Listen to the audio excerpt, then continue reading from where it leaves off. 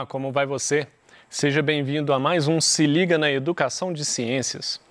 Eu sou Bruno Galvão, o seu professor de ciências. Eu vou falar com você agora, aluno do 8º ano do ensino fundamental, sobre clima e tempo. E quais são os objetivos principais desta aula? Eu gostaria que você, aluno, compreendesse a diferença entre clima e tempo. E que você possa entender também quais fatores influenciam o clima. Então é disso que nós vamos tratar hoje. Primeiro, entender que clima e tempo são coisas diferentes, não podemos tratá-los como iguais. E depois, focar em clima, falando nos fatores que vão interferir no clima, que vão determinar o clima de certas regiões. Primeiro, o que seria clima? Aqui o conceito está dessa forma, ó. O clima é o conjunto de características atmosféricas, como temperatura, umidade, chuvas e ventos de uma dada região, medidas em um longo período de tempo, normalmente em anos. Então, quando eu penso em clima, eu penso nessas variáveis todas, né? Temperatura, umidade, ventos, presença de chuva, né? Eu penso nisso numa grande região de um país ou pelo menos de um estado. Então, quando eu falo assim, olha, a região nordeste do Brasil, eu tenho uma parte da região nordeste que tem um clima que é semiárido. Então, é um clima mais seco, é de uma região inteira e é um clima que ele, durante o ano inteiro, é uma característica daquela região. Não é uma coisa que passa rápido, está quente agora e 5 minutos depois já está frio, não. Quando eu falo em clima, eu estou falando de uma característica da região. Uma característica ou características relacionadas a esses fatores. Temperatura, umidade, pluviosidade, né, que é o caso das chuvas, vento. Então, clima está relacionado a regiões e é característica daquela região o ano inteiro, ou por anos. Então, esses climas foram determinados durante anos, observando aquelas regiões do planeta em que essas características eram mais ou menos homogêneas no decorrer do ano, ou pelo menos no decorrer das estações do ano. E aí que vem a diferença, né? O que é tempo, então? O tempo atmosférico é um estado da atmosfera analisado em um certo período de tempo relativamente curto, que pode variar de horas a semanas. Então, olha aí a diferença de clima e tempo. Tempo é quando a gente fala assim, tá quente num dia, e você amanhece no outro dia, tá aquele céu nublado e tá fazendo aquele friozinho, aí você fala assim, nossa, tá frio hoje. Aí depois do almoço, dá uma esquentadinha, não, deu esquentada depois do almoço, né? Aí no outro dia, já amanhece aquele calor danado, aí, nossa, tá super quente. Então, por exemplo, eu estou em Belo Horizonte, aqui o clima tende a ser mais seco, um clima relativamente quente, então é uma característica de Belo Horizonte. Só que existem algumas pequenas variações no dia a dia e até de uma hora para outra, que é o que nós chamamos de tempo. Está chovendo agora, 5 minutos depois não está. Ou então, 3 horas depois começa uma ventania, dá uma esfriada, ou aquele vento ele é úmido e quente. Então essas variações rápidas é o que nós chamamos de tempo. E eu acho que nós usamos isso certinho. No dia a dia é muito comum nós usarmos assim, nossa, hoje o tempo está quente, né? Hoje o tempo está frio. Nós não costumamos falar assim, hoje o clima está quente, hoje o clima está frio. Até em alguns casos, algumas pessoas usam sim. Mas o ideal de usar o termo clima é quando você está falando de uma região. Se você falar, ó, Belo Horizonte tem um clima quente e seco. Ok, você está falando de uma região, o termo clima é adequado. Agora, o dia hoje amanheceu chuvoso, então o tempo hoje também está um pouco frio, está chovendo e está frio. Aí você pode usar o termo tempo, que são períodos curtos. Bom, agora que nós já sabemos a diferença de clima e tempo, vamos ver alguns fatores que interferem no clima das regiões, né? Eu disse que grandes regiões podem ser caracterizadas de acordo com certas variações atmosféricas que vão definir o clima delas. Mas o que vai ajudar a definir esses climas? Quais fatores? Nós temos correntes oceânicas que vão influenciar no clima, nós temos massas de ar, nós temos latitude, altitude e vegetação. Então, aqui são algumas das características ou fatores que vão influenciar no clima de uma região. Vamos ver uma por uma, então. O que seriam as correntes oceânicas? Então, quando nós pensamos em oceanos, obviamente já vem à cabeça a água, né? Então, são massas de água dos mares e oceanos próximas à linha do Equador ou não, que vão influenciar no clima de uma região. Aqui eu estou citando o seguinte, ó, que aquelas massas de água que estão próximas à linha do Equador, elas vão ser mais quentes. Portanto, causam evaporação maior da água e aumenta a temperatura e a umidade das regiões costeiras. Então, quanto mais próximo da linha do Equador, a tendência é essas correntes oceânicas serem mais quentes. Vamos pensar aqui rapidamente aqui no flip chart aqui. Vou colocar de azul o planeta Terra aqui. Eu vou representar o planeta Terra.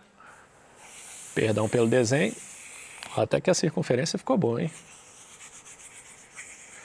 América do Sul, tal. Estados Unidos aqui para cima. Tá, vamos supor aqui que está certinho, tá? Deu para ver que é o planeta Terra, né? E aí, a gente tem a linha do Equador. A linha do Equador, então, ela é uma linha imaginária que divide o planeta Terra ao meio. E essa linha do Equador, então, essa região toda próxima do Equador é a região mais quente da Terra. Então, as correntes marítimas, deixa eu pegar o azul aqui de novo, que são formadas aqui, ó, nesses oceanos, as correntes oceânicas, perdão, elas tendem a ser mais quentes. Obviamente, as correntes oceânicas formadas mais próximas dos polos, né, que são as regiões mais frias do planeta, tendem a ser mais frias. Essa que é a ideia aqui das correntes marítimas. Então, as correntes marítimas quentes, quando elas chegam numa região costeira, ou seja, numa região que entra em contato com o mar, essa região vai recebendo uma corrente oceânica quente, ela vai ficar mais quente, vai influenciar o clima dessa região dessa forma. E se chegar uma corrente oceânica, né, essa massa de água se movimentar e chegar próximo a alguma região costeira, vai tornar aquela região mais fria. Essa é a ideia, então, de correntes oceânicas. Aqui está um esquema. Eu fiz aquele desenho ali primeiro até para a gente identificar rapidamente aqui a América do Sul. Então, aqui tem algumas correntes representado de vermelho. As setas vermelhas estão mostrando correntes oceânicas quentes. E representadas de azul, essas setas azuis representam correntes oceânicas frias. Você vê que tem uma movimentação dessas correntes e muitas vezes elas se encontram. E o importante entender aqui, basicamente, é que essas correntes quentes elas vão influenciar no clima das regiões costeiras, ou seja, regiões próximas ao mar, de forma a deixá-las mais quentes. E as correntes oceânicas frias, que vêm dos polos principalmente, quando elas chegam numa região, elas vão ajudar a tornar aquele clima, obviamente, mais frio. Falamos então de correntes oceânicas. Eu fiquei aqui olhando cada hora para uma câmera aqui, arrumei uma confusão danada, hora eu olhava para o lado errado, mas deu para entender aí na questão do desenho, eu espero, né? Bom, as massas de ar, então, elas dependem da região do planeta em que se originam, podendo ser úmidas, quentes, frias ou secas. As massas de ar, elas têm uma relação parecida com as massas de água ou as massas oceânicas. Então, as massas de ar, elas também vão depender, se elas forem formadas numa região mais quente do planeta, você vai ter massas de ar quentes. Se ela for formada numa região que tem grande umidade, né, a presença de oceano, né, ou grandes rios podem interferir também, mas em geral os oceanos, então podem ter massas de ar mais úmidas. Ou elas podem então ser secas, frias, úmidas, quentes, enfim. Existem várias possibilidades para as massas de ar. O importante entender aqui é que agora nós não estamos falando da movimentação da água, estamos falando da movimentação do ar atmosférico. Então está aqui o mapa do Brasil, 2 mapas mostrando uma época aqui de inverno à esquerda do observador, para você que está olhando para a televisão, e à direita o verão. Eu vou dar destaque aqui para esse aqui que está com cor de rosa, meio vermelho aqui, que é o MSC, é uma massa equatorial continental. Repare como no inverno, primeiro que ela é equatorial, quando a gente pensa em perto do Equador, quente, tá? Então repare que no inverno, essa massa de ar tem pouco movimento, ela está pequenininha ali, pegando mais a região norte do Brasil. Agora repare aqui no verão, à direita aqui, no outro mapa, o tanto que essa massa se expande no verão, observando então esse MSI, essa vermelhinha que é a massa equatorial continental. Então esse movimento de massa de ar então vai variar aí de acordo com as estações do ano, né? No verão que a gente tem, que o verão é caracterizado por ser mais quente, você tem uma movimentação também dessas massas de ar quente bem maior no nosso país. Quando chega no inverno, nós temos uma movimentação menor dessas massas de ar quente e aumenta a movimentação de massa de ar frio. Se você reparar bem aqui no mapa, só mais uma vez aqui, no mapa da esquerda aqui do inverno, se você olhar lá embaixo no Brasil, lá no sul, setinhas azul clara. Aqui no inverno você vê como que essa massa polar, que vem dos polos, né, que é uma massa de ar fria, como que ela entra para dentro do Brasil. E se você olhar aqui, mais uma vez, para o verão, à direita aqui, o mapa da direita, essa massa de ar nem aparece mais, que é a massa polar. Então, essas massas de ar influenciam fortemente no clima do país e no mundo. Latitude. Outro fator que influencia o clima de uma região. A latitude, então, ela é tida como a distância de um ponto qualquer da superfície em relação à linha do Equador. Quanto mais próximo da linha do Equador, maiores são as temperaturas ao longo do ano. Vamos voltar aqui rapidamente para o flip chart. Aproveitar o desenhozinho que eu fiz. Bom, aqui está a linha do Equador, 0 graus de latitude. Então essas linhas, e a gente tem outras linhas imaginárias, os trópicos, e várias linhas na horizontal. Quando a gente olha um desenho na horizontal. O Equador é o ponto de partida, essa linha central aqui. Quanto mais próximo do Equador, então, você tem menor latitude. Quanto mais longe do Equador, tanto em direção ao norte, quanto em direção ao sul, quanto mais longe da linha do Equador, maior a latitude. Então, quanto mais próximo dos polos, polo norte e polo sul, maior latitude. Quanto mais próximo da linha do Equador, menor latitude. E essa é a relação, então. Se você tiver baixa latitude, ou seja, estiver próximo da linha do Equador, mais quente. Se você estiver mais afastado da linha do Equador, ou seja, maior latitude, menor temperatura. Então aqui é inverso, né? Menor latitude, maior temperatura. Maior latitude, menor temperatura. E aqui, o desenho aqui eu fiz lá no quadro, no flip chart primeiro, porque eu acho que na hora que a gente coloca as setinhas ajuda, mas tendo visto do flip chart, eu imagino que agora já dá para você entender melhor aqui. Nós chamamos essa zona aqui entre os trópicos, próximo ao Equador, de zona tropical. Então você tem os climas tropicais nessa região. Por exemplo, clima tropical equatorial, que é o do norte do Brasil, onde tem a floresta amazônica. Entre a linha vermelha e a amarela aqui, tanto no norte quanto no sul, nós temos uma zona temperada, nós vamos ter os climas temperados do planeta. E finalmente, lá nos polos, lá no norte e lá embaixo no sul do planeta, depois da linha amarela, aí nós temos as zonas polares, onde nós vamos ter climas muito mais frios, os climas polares. Falamos de latitude. Agora vamos falar de altitude. O nome parece, né? Bom, o que seria a altitude? A altitude, ela tem a ver com altura. Quando você olha para o alto de uma montanha, você fala assim, nossa, que montanha alta. Você está falando de altitude, ok? É em relação à superfície da Terra,